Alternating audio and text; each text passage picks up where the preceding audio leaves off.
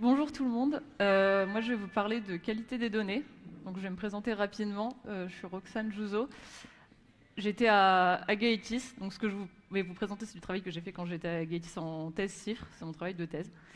Euh, et bon, comme vous pouvez le voir dans mon adresse email, maintenant je suis à Novency à Paris, mais en fait, c'est un peu le même groupe, donc ça change pas grand-chose.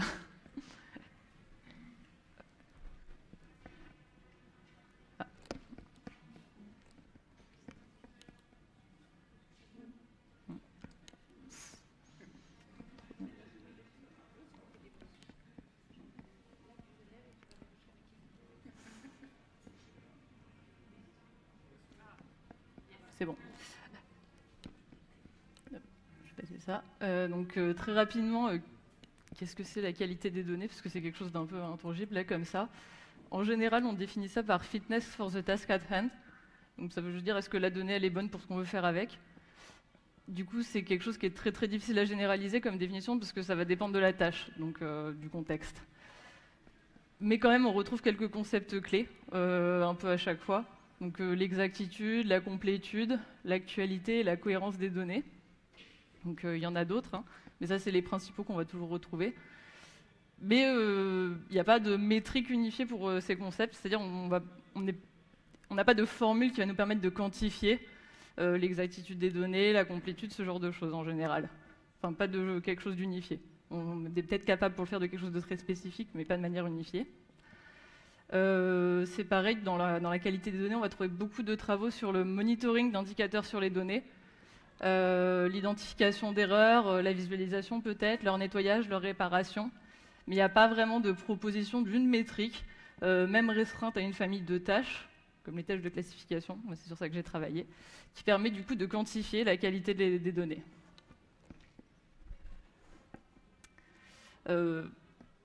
Vous allez me dire, pourquoi est-ce que c'est important d'avoir des données de bonne qualité?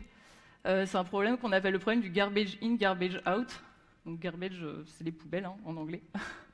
Donc l'idée, c'est que si on a des données de mauvaise qualité, on peut avoir un super modèle d'apprentissage machine, on y a passé des années et tout dessus, bah, nos résultats, en fait, ils vont être quand même nuls. Parce que nos données, elles étaient mauvaises, et du coup, on a entraîné notre super modèle avec des mauvaises données, donc on va avoir des mauvais résultats. Du coup, on a perdu notre temps, mais en général, bah, on n'aime pas trop travailler dans le vide. Du coup, je vais remettre un peu dans le contexte. Moi, j'ai travaillé sur des données structurées numériques pour le machine learning de type classification. Donc vraiment les tâches de classification. Et l'idée, c'était que c'était des données où on supposait qu'on n'avait pas de métadonnées, on n'avait pas d'experts métier. Donc vraiment, on avait nos données numériques sans avoir possibilité d'avoir des informations en plus dessus. Et du coup, les objectifs qu'on s'était posés, c'était de déterminer si un jeu de données il était de qualité suffisante pour faire de la classification. S'il n'était pas, de déterminer si on pouvait le réparer. Et si c'était possible de le réparer, à quel point on pouvait le réparer. Et si du coup ça allait nous permettre de pouvoir s'en servir ou pas. Du coup, c'est pas du tout un outil de profiling, je fais pas de la détection ou de la visualisation d'erreurs. C'est souvent ça qu'on fait en qualité des données. Je vais pas tout détailler, mais ça, c'est les jeux de données que j'ai utilisés dans mes expériences. L'idée, c'est juste de vous montrer que c'est sur des sujets très différents. On ne s'est pas limité à un seul sujet. Ils ont des tailles un peu différentes et des nombres de classes qui peuvent être un peu variables. Donc, s'il y en a qui ne sont pas trop familiers avec la classification, l'idée, c'est juste on a des données, on doit les classer donc, dans des boîtes. Donc, par exemple, pour iris, on a 3 types d'iris. On a des mesures sur la fleur, on doit décider quel type d'iris c'est. Donc, il y a 3 classes parce qu'il y a 3 boîtes. Il faut choisir dans laquelle ça va. Donc, s'il y en a 2, il n'y a que 2 boîtes. S'il y en a 7, il y a 7 classes, etc. Donc, je vais expliquer rapidement ce que j'ai fait en début de thèse. Donc au début, je me suis dit, ok, on étudie la qualité, donc on va parler d'erreurs dans les données. Qu'est-ce qu'on peut trouver comme type d'erreurs dans les données, notamment les données numériques? Donc il y a à peu près 3 grandes catégories d'erreurs. Donc quand les données sont pas correctes, donc valeurs manquantes, duplicats, quand on a des attributs qui sont obsolètes ou pas pertinents, et valeurs erronées, donc ça va être les problèmes de consistance, les mauvais labels. Donc, on a une photo de chat, le label c'est chien, par exemple. Les violations du coup de valeurs de domaine pour une colonne. Ça, une valeur, ça ne devrait pas aller jusque-là, ça va jusque-là. Et les violations de contraintes d'intégrité. Ensuite, il y a un autre type d'erreur, c'est les problèmes de format. Donc on a des pattern violations, donc typiquement on a une adresse mail et c'est pas un format adresse mail, il n'y a pas un arrobase ou ce genre de choses. Les problèmes de miscoding, c'est typiquement la donnée n'est pas représentée comme elle devrait l'être. Par exemple, on a des strings au lieu d'avoir des énumérations, ce genre de choses. Et ensuite, il y a la boîte autre. C'est pas forcément des erreurs à proprement parler où la donnée n'est pas forcément fausse, mais c'est des choses on peut vouloir s'en débarrasser pour que notre classification marche mieux. Donc on va avoir tous les outliers, on va avoir tout ce qui s'apparente à du bruit dans les données et les biais de représentation. Alors au tout début, du coup, j'ai commencé par faire des tests. J'ai étudié 5 critères différents. Donc le premier, c'était la difficulté perçue d'une méthode de réparation, parce qu'on répare les données avec des méthodes qui marchent plus ou moins bien. Il y a des méthodes qui marchent extrêmement bien que personne n'utilise. La raison pour laquelle personne les utilise, c'est qu'elles sont super compliquées à utiliser. Il nous faut un expert métier qui écrit des règles, il nous faut une base de données en plus avec des infos additionnelles sur les données. C'est des choses dont on n'a pas forcément accès à ça. Du coup, je reparlerai plus tard vers la fin de la présentation, mais j'ai proposé une méthode du coup pour quantifier la difficulté d'utilisation des méthodes de réparation des données. L'idée, c'est quand on va regarder est-ce qu'on répare nos données ou non, comment on les répare, de mettre un peu aussi en perspective le fait de quelle méthode on va utiliser, parce qu'elle peut permettre d'obtenir une meilleure réparation, mais peut-être qu'elle va nous prendre 3 semaines à mettre en œuvre par rapport à une autre méthode où en 2 heures c'est plié. Ensuite, j'ai étudié l'effet de la détérioration des données à différents niveaux de détérioration, l'efficacité du coup de différents outils de réparation, l'effet des types d'erreurs présents dans les données, donc ces types d'erreurs que j'ai présentés tout à l'heure, et l'effet du modèle de classification. Ce qu'en est ressorti, c'était du coup qu'on a identifié donc 3 types d'erreurs principalement qui avaient un impact plus élevé que les autres sur la qualité des données. Les 2 principaux, c'était les valeurs manquantes et les outliers. Hein. C'est pas une grande surprise.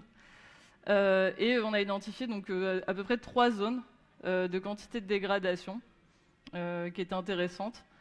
Donc la première, c'était que on dégradait peu et ça avait un faible impact sur les performances des modèles de classification. Et si on utilisait des méthodes de réparation très simples, ça suffisait à s'améliorer. La deuxième, c'était que dégradation qui avait un effet fort sur les performances des algos de classification. Et le choix de la méthode de réparation, cette fois, il était important. C'était intéressant d'utiliser des meilleures méthodes pour réparer les données par rapport à la première, ou même si on utilisait des très bonnes méthodes, des méthodes très complexes, les méthodes simples, en fait, on avait des résultats équivalents. Dans le deuxième cas, c'était pas vrai. Et le troisième cas qui est aussi intéressant, c'est que les données elles étaient tellement dégradées que même en utilisant des méthodes très complexes, qui mettent longtemps à mettre en œuvre, on ne s'améliore pas assez pour que ce soit utilisable. En fait, ça ne sert à rien de réparer, on peut jeter les données ou revoir le processus de collecte des données. Du coup, ça m'a amené le cœur de mon travail, qui était donc de définir une métrique pour quantifier la qualité des données. Je vais juste revenir du coup sur un peu ce qu'on appelle la performance des modèles d'évaluation ici. J'ai utilisé 2 indicateurs, l'accuracy et le score F1. Donc, je vais faire un petit rappel au cas où il y en a qui sont moins au point. Donc l'accuracy, c'est la précision. Donc ça va être le nombre de bonnes réponses sur le nombre de réponses totales, rapidement. Et le score F1, du coup, c'est la moyenne harmonique de la précision et du recall. Donc là, si on a 2 classes, on va avoir la classe positive et la classe négative. Donc ça va être le nombre de réponses positives sur le nombre d'éléments positifs au total. Pourquoi on utilise les 2 c'est que c'est pas évident à voir si on a autant d'éléments dans nos 2 classes, l'intérêt de ça.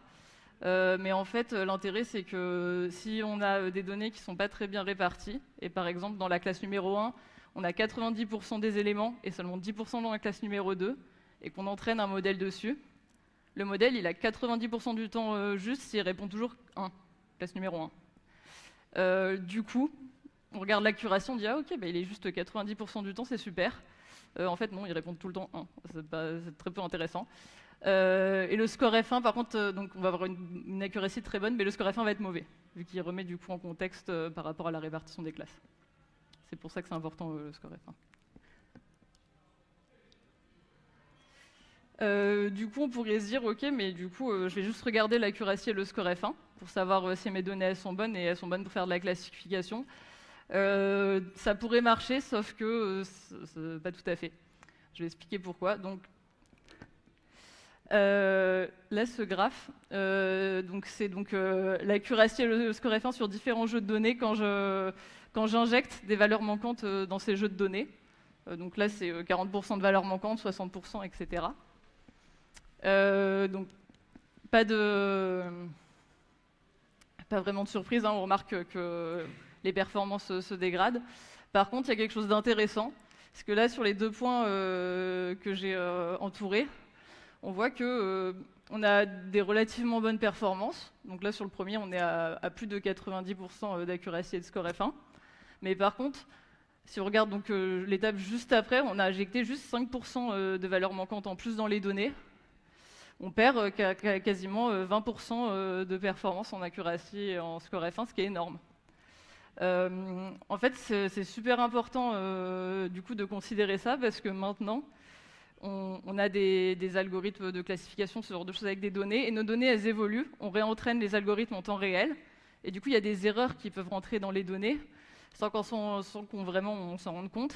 Et d'un coup, on va avoir une dégradation des performances qui nous a l'air soudaine, parce qu'on était super bien avant, donc à laquelle on s'y attendait pas, et d'un coup ça tombe et on sait pas trop pourquoi.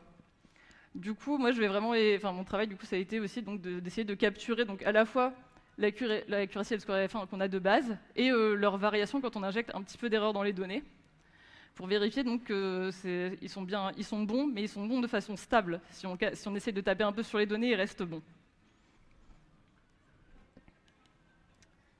Du coup, j'ai proposé une métrique en 2 parties. Donc le premier paramètre, du coup, il va être fondé donc, sur l'accuracy et le score F1, que je vais réétudier donc, par rapport au nombre de classes.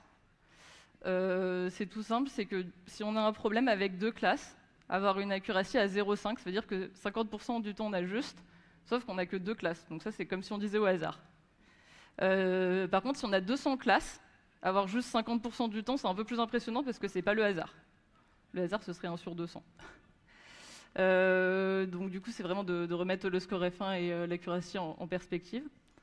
Donc je fais par rapport au nombre de classes. Et du coup, un deuxième paramètre donc, qui va être fondé par les variations d'accuracy et de score F1 quand une petite quantité d'erreurs est introduite dans les données, de manière artificielle. Moi, j'ai choisi 5%. Donc je dis petite quantité d'erreurs, 5% des données. Donc ce que je fais, c'est qu'on a un jeu de données. On a des données de test, des données d'entraînement. Donc ici, on suppose que les données de test, elles sont bonnes. Je reviendrai là-dessus après. J'ai utilisé 12 modèles de classification, du coup, où je calculais donc la moyenne sur 12 modèles de l'accuracy du score F1. La raison pour laquelle j'ai utilisé 12 modèles de classification, c'était pour couvrir un peu toutes les familles de classification. Mais après, une fois qu'on utilise la métrique dans des vrais cas d'application, on peut décider de retirer, ajouter des modèles en fonction du coup de ce qu'on veut faire, parce que des fois, pour certains types de données, il y a des modèles qui sont moins pertinents que d'autres, donc on ne va pas forcément les utiliser. Donc, grâce à ça, on a une accuracy, un score F1 moyen. Et ensuite, du coup, on prend nos données d'apprentissage et on va donc injecter 5% d'erreurs dedans. Donc moi, j'ai fait ça avec les valeurs manquantes, les outliers et les duplicats partiels. Donc maintenant, j'ai 3 jeux d'entraînement différents où j'ai des erreurs dedans. Je réentraîne mes modèles avec, à chaque fois. Je calcule une accuracy, un score F1 moyen, et que je remets du coup en parallèle avec cela pour calculer donc mes variations d'accuracy et de score F1. Et donc je récupère le max donc, de ces 2 éléments qui m'indiquent ma qualité pour m'en servir pour ma métrique. Et ça donne quelque chose comme ça. Donc maintenant, on va avoir un nombre entre 0 et 1 qui m'indique ma qualité des données. Bon, ok, j'ai une qualité de données de 0,45. Ça veut dire quoi? Parce que bon, on l'a quantifié, mais maintenant, il faut l'interpréter. Donc j'ai fait de façon empirique, hein. J'ai pris plein de jeux de données dont on connaissait la qualité. J'ai calculé la métrique à chaque fois, je m'en suis servi pour poser des seuils d'interprétation. Et du coup, ce qu'on a trouvé, c'est que, bon, déjà, à 0, c'est la qualité théorique maximale, la meilleure qualité, et à 1, c'est la pire, hein, en théorie. Bon, ça, on le savait de manière théorique. Et du coup, ce qu'on a trouvé avec nos expériences empiriques, c'était que donc, la zone verte, donc de bonne qualité, c'était quand notre métrique de qualité pour l'accuracy et le score F1, elle était inférieure ou égale à 0,3. De 0,3 à 0,6, on était une qualité moyenne, et au-dessus de 0,6, on était de mauvaise qualité. Du coup, maintenant, on a notre jeu de données, on peut calculer la métrique, il nous sort quelque chose. On est capable de dire bonne qualité, moyen, mauvais. Déjà, on a une première évaluation. Mais vous allez me dire, on a un problème. On a supposé que les données de test, elles étaient bonnes. Sauf que souvent, on a des données. Les données de test, elles sont dans les données qu'on a. Elles sont de la même qualité que ce qu'on essaye d'évaluer a priori. Du coup, ça va poser un problème de tester quelque chose de mauvaise qualité avec quelque chose de mauvaise qualité a priori. Alors, on a fait des tests, du coup. Donc ça, c'est les courbes de l'accuracy moyenne, du coup, avec des données de test de bonne qualité.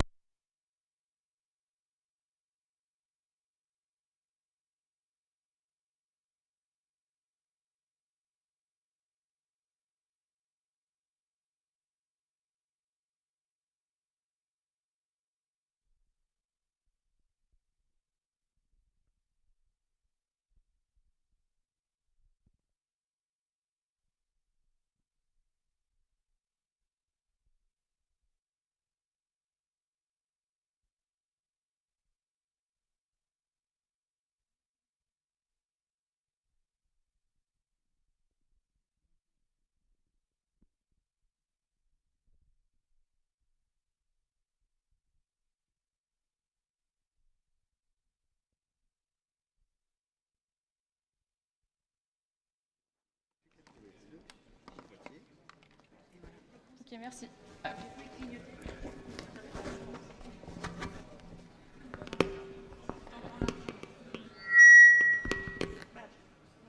Non mais c'est le micro qui... Ah, c'est bon. Ok. Oui, du coup, donc ça c'est le comportement normal de l'accuracy quand on injecte des erreurs dans les données avec des données de test bonnes. On sait qu'elles sont de bonne qualité, on les a pas dégradées. Et ça, c'est du coup pour vérifier. Si on prend juste du coup sur un sampling de données de test et de données de training sur le jeu de données, a priori, il y a des chances que ça marche pas très bien, on peut ne pas avoir de chance. Donc on a fait la moyenne de l'accuracy sur 30 samplings différents. 30 samplings différents des données de test et d'entraînement. Et on remarque que bon, les valeurs ne sont pas exactement les mêmes, mais quand même, les courbes elles sont très très semblables. Donc on a le même comportement. Ce qui veut dire que en fait, notre métrique, on peut l'utiliser, même si on n'est pas sûr de nos jeux de données test. Juste, il faut faire la moyenne sur 30 samplings du training test. Pour être sûr, du coup, d'avoir une tendance et pas juste un point outlier où on pourrait tomber sur une anomalie. Mais du coup, c'est intéressant, ça veut dire que notre métrique, en fait, elle est utilisable pas seulement en théorie, mais aussi en pratique quand on n'a pas des vraies données de test parfaites. Du coup, j'ai parlé de qualité des données, mais si on teste la métrique et que la qualité des données n'est pas très bonne, il va falloir les réparer. Donc maintenant, je vais parler de réparabilité des données. La question qu'on s'est posée, c'est est-ce que la réparation, elle améliore la performance, toujours et si oui, à quel point cette question, elle a l'air un peu stupide parce qu'on pourrait se dire, bah oui, évidemment, on répare les données, ça va mieux marcher. Si on fait une réparation manuelle, on connaît la valeur réelle de la donnée. La réponse, c'est oui, ça va toujours améliorer. Sauf qu'en général, on fait des réparations automatiques. On va inférer la valeur réelle d'une erreur. Et dans ces cas-là, on peut inférer mal. Et du coup, ça peut réduire en fait les performances derrière. C'est pas du coup toujours évident. Et donc cette question elle est pertinente. Du coup, ce qu'on a fait, c'est qu'on a choisi, donc on a un jeu de données, on a une pipeline de réparation. Donc ce que j'appelle une pipeline de réparation, c'est plusieurs méthodes de réparation combinées, avec un ordre précis. Donc on commence par calculer la qualité de notre jeu de données. Ensuite, on répare ce jeu de données avec la pipeline de réparation. On calcule à nouveau la qualité, et là, du coup, on peut faire un delta qualité, voir à quel point on s'est amélioré, ou à quel point on a détérioré les performances. Du coup, on peut se dire, ok, maintenant je sais si je vais pouvoir améliorer mes performances, ma qualité ou pas. Mais là, il nous manque encore une information, c'est que si on était plutôt bon en termes de qualité, on ne peut pas améliorer à l'infini. Donc on va avoir un delta qui peut être, même si on s'améliore, qui peut être très faible, alors que si on était mauvais, on a une grosse marge d'amélioration, donc on peut avoir l'impression qu'on a un delta qui est beaucoup plus élevé. Donc ce que je vais faire, c'est que je vais étudier ce delta d'amélioration prévu en fonction du delta max. Donc c'est l'amélioration des performances maximales qu'on peut souhaiter atteindre juste pour la qualité maximale théorique. Et dans l'autre sens, si on détériore, pour voir à quel point on perd en qualité, donc si le delta il est négatif, je vais l'étudier par rapport à delta min, donc c'est la perte de performance maximale qu'on pourrait avoir. Du coup, pour remettre dans le contexte à chaque fois. Donc ça s'utilise pas tout seul, parce que évidemment, ça va dépendre donc, de la pipeline de réparation qu'on a choisie. Elle est un peu moche cette slide, mais je vais détailler un peu tout à l'heure. L'idée, c'est qu'on va chercher du coup à trouver un équilibre entre la complexité de la méthode de réparation qu'on veut mettre en œuvre, ou de l'ensemble de méthodes de réparation qu'on veut mettre en œuvre, et du coup de ce degré de réparabilité qu'on peut espérer obtenir. Du coup, ça veut dire qu'il faut qu'on mesure de façon qu'on quantifie la complexité de mise en œuvre de ces méthodes de réparation.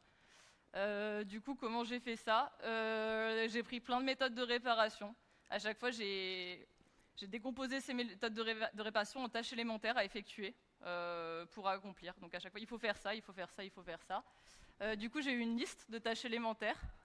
Et ensuite, j'ai demandé à des data scientists d'Agaitis de me noter pour chaque tâche élémentaire. Est-ce que c'est une tâche facile, moyenne, moyenne plus ou difficile? Et du coup, j'ai fait la moyenne de ces résultats pour avoir donc la difficulté moyenne d'exécution d'une tâche élémentaire. Donc l'idée, c'est que du coup, on va pouvoir observer les deux en même temps et dire, ok, cette méthode de réparation, elle marche mieux, mais elle est beaucoup plus difficile. Ou alors après, on peut peut-être voir, ok, cette méthode de réparation, elle marche mieux, mais elle n'est pas tellement plus difficile. Ça peut être intéressant de l'utiliser. Donc par exemple, si on fait une pipeline de réparation très simple, on va remplacer les valeurs manquantes avec la moyenne et on va chercher 10% des outliers avec une isolation forest et on les supprime. Donc c'est deux tâches qui sont notées à 1,69 et 3,23 et 1 pour la suppression. Donc ça, la pipeline, elle a une difficulté totale de 5,92. Donc là, ça vous parle pas trop comme ça, mais l'idée du coup c'est de comparer deux pipelines, donc on va comparer les deux nombres. Et là, donc on voit, ce graphe-là, c'est des jeux de données où j'ai injecté, donc là 10%, ça veut dire qu'il y a 10% au total de valeurs manquantes et d'outliers, donc j'ai fait simple, hein, j'ai réparti en deux. 10%, ça veut dire 5% de valeurs manquantes et 5% d'outliers, au total ça fait 10% d'erreurs. Donc là, on a le degré de réparabilité dont j'ai parlé tout à l'heure, qui est calculé du coup. Après, donc, si on répare ces erreurs avec la pipeline que je viens de présenter. Et du coup, on peut voir que c'est pas toujours intéressant de réparer les données. Et des fois, même si on améliore du coup la qualité des données, on va l'améliorer très peu au final. Bon, ici, par exemple, on n'est même pas à 0,1, c'est très peu intéressant. Alors que pour cet exemple-là, on améliore énormément, c'est intéressant de réparer. Et donc ça peut valoir le coup de mettre en œuvre la réparation. On peut y passer du temps. On va pas perdre notre temps. du coup, je vais conclure.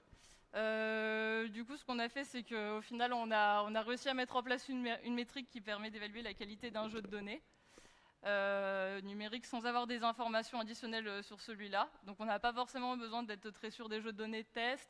On n'a pas besoin d'avoir un expert métier qui nous écrit des règles de dépendance pour nos données, ce genre de choses. Donc, ça peut être vachement bien dans certains contextes. On est capable de proposer une interprétation de cette qualité avec 3 niveaux, donc bon, moyen et mauvais. Bon, ces 3 niveaux, ils pourraient être affinés, hein, mais c'est un premier début. On peut proposer une évaluation du degré de réparabilité du jeu de données qu'on couple du coup avec la métrique de qualité pour savoir si celle-ci peut être améliorée. L'idée, c'est que du coup, si on a une métrique de qualité qui nous dit que notre jeu de données, par exemple, il est moyen, de qualité moyenne, et que le degré de réparabilité il est aussi faible, ça veut dire que ça va être compliqué de faire de la classification avec nos données, par exemple, parce que on risque du coup d'avoir des problèmes à monter donc, cette qualité donc dans la zone bonne, qui nous permettrait d'avoir des très bons résultats. Et du coup, c'est pareil, si on a une qualité mauvaise et un degré de réparabilité qui n'est pas très bon non plus, on sait qu'a priori, on peut peut-être, bon, pas forcément abandonner le projet maintenant, mais revoir le projet directement à la case collecte des données ou traitement des données, et pas perdre du temps à essayer de faire marcher notre algo de classification sur quelque chose où ça marchera a priori jamais. Du coup, moi, ma thèse, elle est plus ou moins terminée. Hein. J'ai fini la partie écrite, je devrais soutenir en décembre. Mais donc ce projet, il est plutôt fini. Mais à Gaïtis, on continue du coup d'explorer des axes de recherche liés à la data, notamment sur les LLM, les IA génératifs, tout ce qui est algorithme complexe. Donc c'est pas tout à fait fini les données et la recherche à Gaïtis. Hop là. Merci pour votre attention. Si vous avez des questions.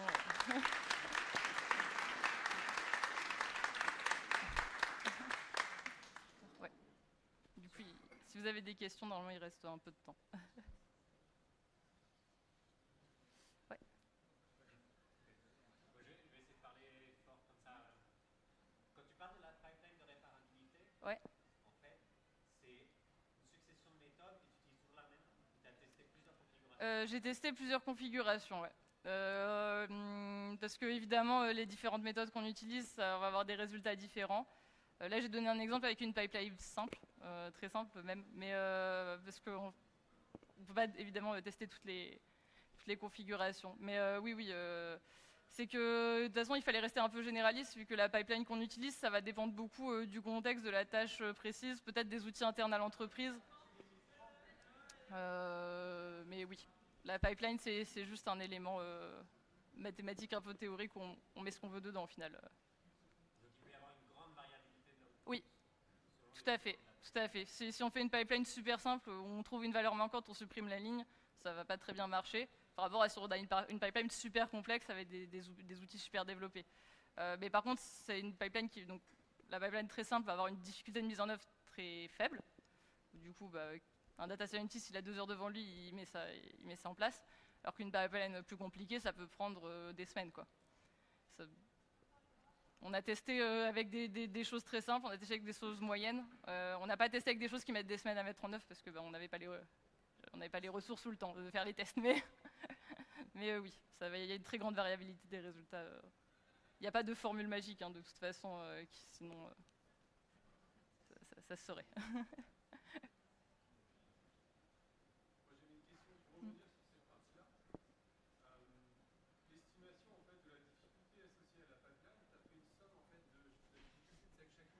Ouais, c'est ça. Et pourquoi une somme en fait?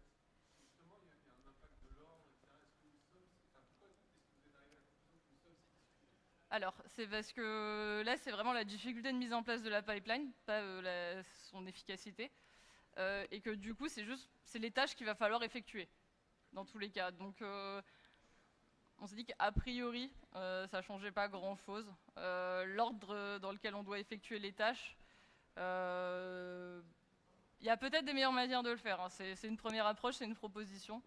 L'idée, c'est que si on doit éviter cette tâche, plus cette tâche, plus cette tâche, soit dans un ordre ou dans l'autre, c'est pas plus difficile a priori. Mais peut-être que si, hein, juste, j'ai pas trop d'exemples de. Non, on a vu ça comme une séquence de tâches. Il y a peut-être d'autres manières de le faire. Hein, c'est une proposition. Mais en fait, c'est comme il n'y a pas trop d'autres travaux là-dessus, on n'a pas de référence vraiment à quoi se comparer là-dessus. Sur la difficulté d'utilisation, c'est des choses qui sont assez complexes à recueillir comme données, parce que ça veut dire qu'on doit trouver des gens qui répondent au sondage, leur faire des réparations, puis après les resonder. Faut trouver des gens qui répondent au sondage et c'est toujours assez compliqué.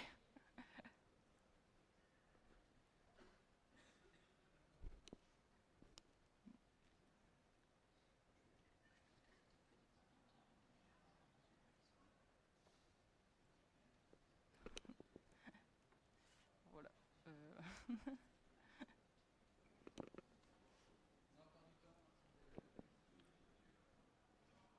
Ouais.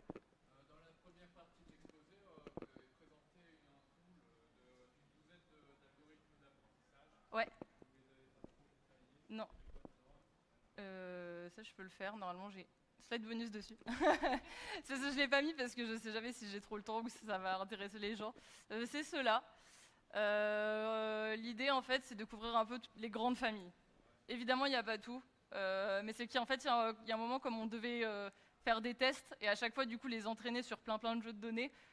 Mais on ne pouvait pas faire des calculs à l'infini. Il y avait une contrainte de temps aussi, évidemment. L'idée, en fait, c'est que, évidemment, sur certains jeux de données et tout, il y en a, on sait qu'ils vont mal performer. Et quand on sait déjà ça à l'avance, en fait, donc dans mon implémentation de la métrique, en fait, on choisit juste la liste des modèles de classification qu'on veut utiliser. Et du coup, on peut en exclure certains. Et c'est assez facile aussi d'en ajouter, si on en a des faits maison qui sont censés être meilleurs ou pas. Mais oui. L'idée, c'est qu'elle peut être un peu variable, mais on a essayé du coup d'inclure un peu tout, toutes les grandes familles, entre guillemets, pour montrer que la métrique, elle était relativement généralisable sur le domaine de la classification, quoi. Mais après, c'est adaptable aux besoins métiers. Et c'est pareil, moi, j'étudie les erreurs, enfin la qualité quand j'injecte 5% d'erreurs, parce qu'on suppose que c'est une petite variation du nombre d'erreurs et que ça devrait résister à 5%. Sur certaines applications, on s'attend à ce qu'il y ait moins d'erreurs qui arrivent, ou alors qu'on veut que la qualité ne varie pas, même si on injecte beaucoup d'erreurs. Ça, c'est quelque chose aussi, c'est juste un paramètre à changer dans les fonctions.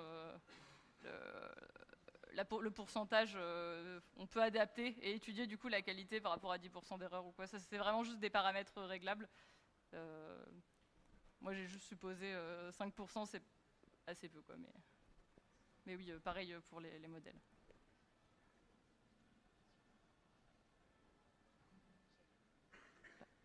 Je ne sais pas s'il y a d'autres questions. Ouais. En termes de. Donc là, Oui. c'est un exercice sur un jeu de données, j'imagine, en open data ou. Ouais, c'est que des données publiques. En fait, c'est des données publiques qui sont connues étant de bonne qualité, que nous, du coup, on a artificiellement détériorées. Comme ça, on savait. Les jeux de données détériorés, on savait de quelle qualité ils allaient être, vu que c'est nous qui avions injecté. Ouais. Et alors, pas forcément dans ce que toi tu as pu faire, mais dans la littérature, Mm. est-ce que justement mettre de la métadata, ça permet de manière drastique? Oui. En fait, c'est que on peut faire des choses un peu plus poussées, mais l'idée, c'est que souvent, on n'a pas accès à de la métadata. C'est que des fois, on a des données qu'on a récupérées. On n'a pas accès à l'expert qui sait exactement interpréter très bien ces données et tout. C'est pas forcément des entités qui se parlent. Et notamment, du coup, moi, quand je récupère du coup, ces jeux de données open source en ligne, j'essaie de revenir. Tac. Ouais, j'essaie de revenir. J'ai pas des experts dans chaque type de ces choses-là pour faire mes. Je suis pas un expert en botanique, j'ai pas un expert en cancer du sein. Enfin, c'est pas du tout des trucs où on peut réunir tous les experts. Et du coup, notamment dans la recherche, ça peut être un problème. Dans le sens où on va récupérer des jeux de données qui ont été posés par des académiques en ligne dont on sait qu'ils sont plus ou moins de bonne qualité, mais on n'a pas forcément accès à la personne pour poser les questions très spécifiques sur les données, juste on les utilise. même si on ne sait pas exactement les détails de ce qu'il y a derrière. L'idée, c'est que si la métrique elle fonctionne avec le moins d'informations possible, si on ajoute des informations, on peut faire quelque chose de plus fin, elle continuera à fonctionner. Mais on s'est dit, on prend le contexte, on a le moins d'éléments possible, on regarde si ça marche, on arrive à faire quelque chose. Et après, c'est plus facile du coup d'ajouter des éléments pour raffiner derrière que de faire la démarche en sens inverse.